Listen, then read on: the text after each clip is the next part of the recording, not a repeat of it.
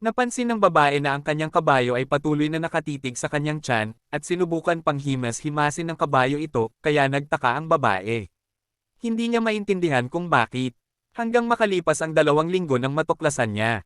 Siya ay buntis. Nararamdaman pala ng kanyang kabayo ang bagong buhay na nabubuo sa loob ng kanyang tiyan, at na-amaze ang babae dahil dito. Habang lumalaki ang kanyang tiyan, ang kabayo ay nanatiling malumanay sa kanyang tabi, na para bang binabantayan niya ang hindi pa isinisilang na sanggol. Makalipas ang ilang buwan, ipinanganak ang sanggol, dinala ng babae ang kanyang anak sa rancho at lumapit ang kabayo, dahan-daang at tinignan ang sanggol, isang magandang koneksyon ang nabuo sa pagitan nila. Sa tuwing ang kabayo, hinihimas ang sanggol. Ang sanggol ay hagik-gik sa tuwa. Ginawa ng babae na pang-araw-araw na gawain na dalhin ang kanyang anak sa rancho kung saan tutulong ang kabayo sa pag-aalaga sa sanggol. Lumipas ang mga taon ng batang babae ay unti-unting lumalaki. Sa tuwing nakikita siya ng kabayo mula sa malayo, tuwang-tuwa itong lumalapit upang salubungin siya.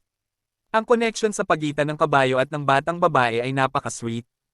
At ang kabayo ay naging matalik niyang kaibigan at palaging nakabantay sa kanya. Kung gusto mo pa ng mga ganitong story, follow, like and share.